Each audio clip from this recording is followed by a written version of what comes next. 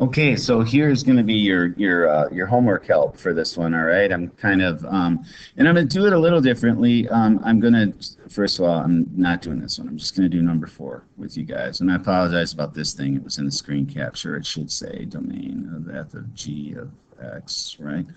So what I'm going to do is I will work through this problem, and then the next problem, the application problem, the first one, I'm just going to get you guys going. All right, I'm not going to do it for you. I'm going to just try to help you sort of reason it out so that you can do it yourself, because that's when this stuff is most powerful, is when you actually do the work. All right, so what we're doing here is it says for each pair of functions below, find f divided by g of x. That's what, it's not, if you say f over g all the time, you got to understand what you're saying, because this is a division problem, okay? Fractions are always division problems. So we just got to remember that. All right, and so basically all we're doing is remember that when you say f divided by g of x, right, you are basically saying you're taking f of x and you're dividing it by g of x. That's the process, all right? So that's what we're going to do. We're going to go 3x squared minus 2x plus 1. All I'm doing is copying f of x down where f of x is in our little formula. And then for g of x, we're going to copy g of x down, 6x plus 5.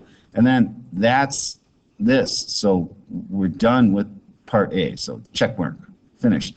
Now for domain and range, all right? So the way this works, all right? So you got domain, you guys have the boxes, right? And then we have range, okay? So to figure this out, right, the domain is always going to be what numbers you can put in that don't give us anything weird. Well, we know from previously doing this that we cannot have a denominator of 0, right? So this whole thing cannot be 0, right? So the way we account for that is we set this up to equal 0 to see which value we cannot have. All right, so we have 6x plus 5, so we're going to subtract 5 from both sides, and you get 6x equals negative 5. You divide by 6, and you get negative 5/6, right? So our domain, that's the only number that we have to worry about. We can, everything else is good, right? But not that, right? So you would say for every x, x cannot equal negative 5/6. And remember, the way we read this is all real numbers except for negative 5/6. We just don't write all real numbers and then except. In our case, we just keep it nice and simple and teach you how to read it so that if you see something like this, you know what it means. Now, for your range is what values you're going to get out. Okay, so let's put this into Desmos and see what we got. So we got 3x squared minus 2x plus 1 for my top. All right, so let's go on to Desmos. All right.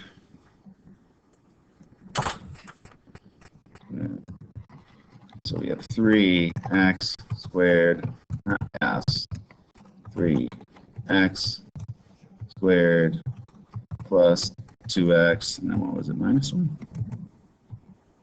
Or minus 2x plus 1, and then over 6x plus 5.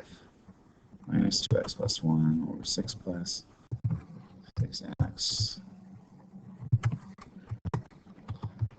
over 6x plus 5. All right, and so when I put this in, you are going to see our asymptotes. Our asymptote's right here at negative 5/6. So it's not quite negative 1, right? It's right here. So there's our asymptote. And now these are our values. This is our like no man's land between it, where we're not going to have any y values. So we just got to figure out what our highest point is over here and what our lowest point is here, and then write that.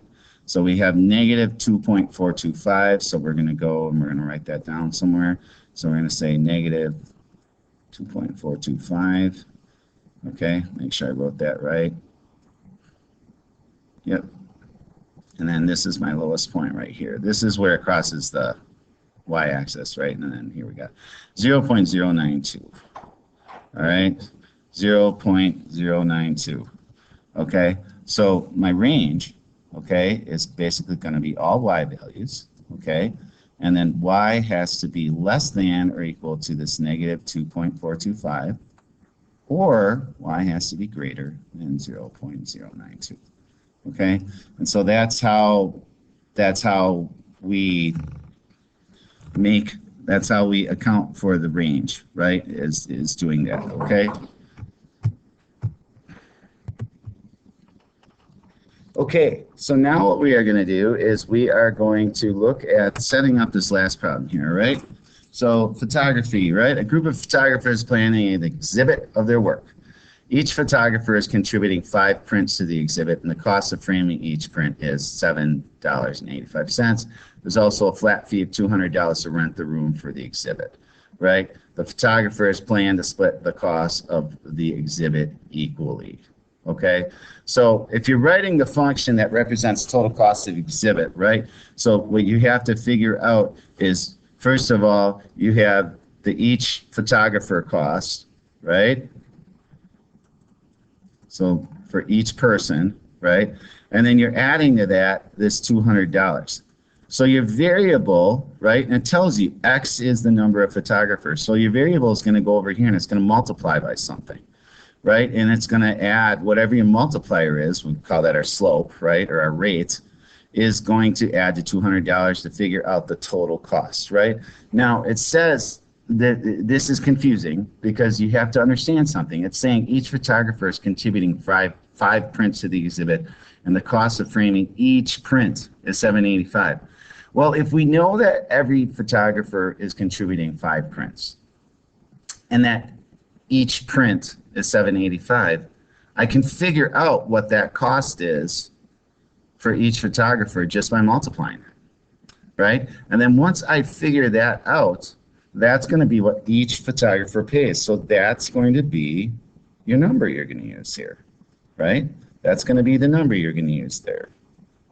And so that will give you your total cost of the exhibit, right? So that's covering what the photographers are paying for their prints, and then also how they're splitting up the $200 room rent for the exhibit, okay?